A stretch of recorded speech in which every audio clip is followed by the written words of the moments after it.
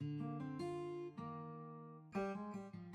the wild world of professional wrestling, where half the job is pretending to like people you wouldn't even share a hot dog with backstage, Hacksaw Jim Duggan stood out as a guy who rarely played pretend, unless it involved him waving a 2x4 and yelling, "USA!" in your face. An all-American good guy with the subtlety of a cannonball to the chest, Duggan made a career out of being loud, proud, and perpetually half-dressed. But behind the bushy beard, crossed eyes, and nasal battle cries, he was a man who, like all of us, had his list of absolute no-goes. While Duggan was famously easygoing and a locker room favorite, even he couldn't force himself to enjoy working with everyone. And that's saying something in a business where one of your coworkers might literally bleed on you during a handshake. So today, we peel back the curtain, lace up the boots of truth, and march down the star-spangled ramp of honesty to reveal the 5 wrestlers Hacksaw Jim Duggan reportedly hated working with the most. These aren't just feuds on TV, these were guys who gave Duggan migraines, facepalms, and probably a few 2x4s to the conscience. Expect the punches to be pulled right up until the last syllable. Then they hit you like a surprise super kick from a guy who doesn't know how to throw one. So, let's dive into the Hacksaw Hammerfest of backstage beef. If Hacksaw Jim Duggan was America's rowdiest Boy Scout, the Iron Chic was the angry foreign exchange student who brought brass knuckles to a pillow fight. Their TV rivalry was iconic. America vs. Iran, 2x4 vs. curled boots, mullet vs. mustache. But off-screen? Oh, things were somehow even messier. Duggan and Chic were famously pulled over together in 1987 with cocaine and marijuana in the car. Yes, the man who waved the American flag was high-fiving the guy who spat on it. The arrest wasn't just a PR disaster, it was the equivalent of finding out Captain America got drunk with Red Skull and crashed the Quinjet into a Taco Bell. Duggan hated how the arrest ruined his babyface image and stalled his momentum in WWF. But more than that, he grew to resent Chic's erratic behavior and complete lack of filter. Chic, in return, has spent the better part of 4 decades calling Duggan things that would get you banned from a church, a bar, and probably a zoo. Their in-ring work together was tolerable at best. Duggan reportedly loathed how sloppy and unpredictable Chic was. It was like wrestling a snake with a drinking problem, Duggan once joked in a shoot interview. Still, they made money together, and their characters clashed in the perfect old-school fashion. But make no mistake, behind the patriotism and pile drivers, Duggan would have rather worked a broomstick, and at least the broomstick wouldn't scream obscenities in broken English between every suplex. Dino Bravo was built like a refrigerator and wrestled like one too. And for Hacksaw, trying to work a good match with him was like trying to salsa dance with a vending machine. Bravo was Vince McMahon's idea of a powerhouse. Thick neck, thick arms, and apparently the thinnest work ethic this side of warrior country. Duggan, who prided himself on high energy and crowd interaction, found Bravo's plodding, robotic style unbearable. According to backstage accounts, Bravo would no-sell basic moves, forget match spots, and generally suck the air out of the arena faster than a blackout. Duggan hated working with Bravo for one reason: he couldn't get a good match out of him. Duggan's whole shtick was the people's fight. Not wrestling classics, but wild, chaotic brawls that looked believable. But when your opponent moves like a fax machine in molasses, there's only so much drama you can pull out of a side headlock. To make matters worse, Bravo often ignored ring psychology like it was a restraining order. Duggan once noted, you'd punch him 5 times, he'd fall, then the next night you'd punch him 5 times, and he'd stand there like it was a fan trying to high-five him.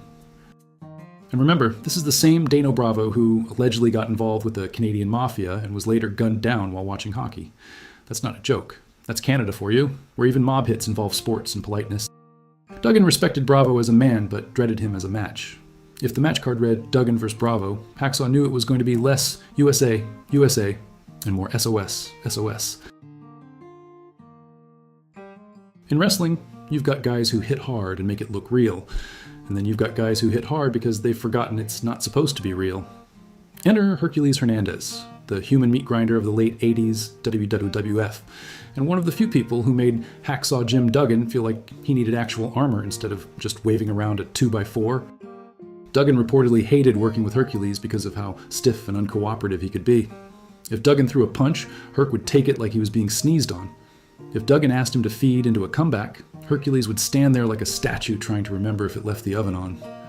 And then he'd hit back like he was trying to win a bar fight that only he knew about. To make things worse, Hercules didn't exactly believe in the concept of light contact. Duggan once joked that Herc had 2 gears, full force and lawsuit pending. Locking up with him was like trying to dance with a jackhammer. One misstep and you're getting dental work. Backstage, Duggan apparently tried to keep it professional, but he made no secret of his frustration. In shoot interviews years later, he mentioned that some guys just didn't get it, that wrestling wasn't just about being jacked, but about telling a story. With Hercules, the only story being told was, "Help, I'm trapped under this man's ego." In the end, Duggan was the ultimate team player. He'd smile, wave the flag, get the crowd fired up, and try to drag a decent match out of even the clunkiest coworkers.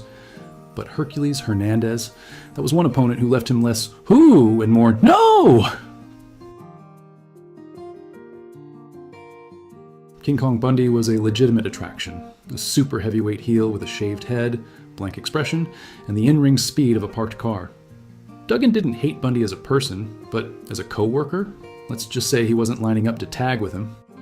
Bundy was notorious for two things: working stiff and refusing to sell unless your name rhymed with Mogan. Duggan, whose style relied heavily on big punches and crowd pops, found Bundy a nightmare to get heat on. If Hacksaw hit him with a 2x4, Bundy would look mildly annoyed, like someone who just got overcharged for fries. Their chemistry was non-existent. Duggan once described working Bundy as trying to fight a couch, and the couch is winning. He hated the way Bundy would kill crowd energy by simply refusing to move. You could clothesline him 3 times, and he'd still be standing there, wondering if catering had pudding. There were also ego clashes. Duggan liked to fire up the fans. Bundy liked to be the star of the match. The result? A bloated mess of clashing styles where the only thing more gas than Bundy was the audience's patience. In the unwashed armpit of early 80s Mid-South wrestling, 2 men stood out for their ability to generate heat without drawing a dime. Hacksaw Jim Duggan, a man so patriotic he probably pledges allegiance before sex, and Matt Bourne, a guy who looked like the human version of Road Rage. Together, they formed the Rat Pack with Ted DiBiase, a group that was less Ocean's 11 and more The Hangover if everyone was concussed and packing a crowbar. Now, Duggan and Bourne didn't just dislike each other. That would imply mutual civility. No, these two had the kind of relationship normally reserved for reality show exes. It kicked off in Mid-South, where Bourne constantly accused Duggan of trying to steal the spotlight. This was hilarious because Duggan's entire act was yelling "ho" like a constipated goose and hitting people with a plank of wood. If you're getting upstaged by that, you might be the problem. Eventually, Bourne got in Duggan's face backstage, so Duggan, ever the diplomat, headbutted him so hard the 4th of July went off in his nose. According to Jim Ross and Bill Watts, it wasn't even a scuffle. It was Duggan clocking Bourne like he was punching freedom into his face. But wait, it gets better. At a Mid-South house show, some fan, who had the brainpower of toast, decided to heckle the wrestlers. Bourne, never one to resist poor judgment, leapt into the crowd and legitimately punched the fan in the mouth. Just a quick jab to the First Amendment. The fan sued, as you do when you're assaulted by an unstable lunatic in spandex. But here's the punchline. Duggan got dragged into the lawsuit because he was standing nearby, holding a 2x4 in the bag of American exceptionalism he carried everywhere. Duggan later said in a shoot, "I didn't even hit the guy. I was the one telling Bourne to stop swinging like a maniac." Which is like a burglar trying to calm a fire he didn't start, only to get blamed because he brought a crowbar. Bourne never apologized. In fact, he bragged about it, said the guy had it coming. You know you're dealing with a true psycho when they treat lawsuits like Yelp reviews. Even after Bourne reinvented himself as Doink the Clown in WWF, a character specifically designed to scare children and shame adults, Duggan still wanted nothing to do with him. "If that clown touches me," Duggan said backstage once, "I'll beat his ass back into the circus." It never cooled off. Duggan, a real locker room guy, hated Bourne's attitude, his arrogance, and the fact that every match with him was one bump away from a court date. When fans tried to praise Doink at conventions, Duggan would give them a look like they just farted on the flag. This wasn't wrestling heat. This was real-life animosity dipped in CTE and served cold with legal fees. Hacksaw Jim Duggan was no technical marvel. He wasn't Bret Hart with a flag, but he was reliable, beloved, and knew how to get a crowd on its feet. Still, even the most amiable performers have their off-screen enemies, guys who kill your matches, your push, or just your will to live. Duggan soldiered on. He may have hated working with them, but he never quit. That, more than anything, is why fans still chant when he shows up. And really, that's what makes wrestling special. You don't have to love everyone you work with. You just have to make it look like you do, until the bell rings, the curtain drops, and the 2x4 gets stored for another day. As Duggan himself might say, tough guy? Sure. But some of these guys, they were tough to watch. Thanks for watching.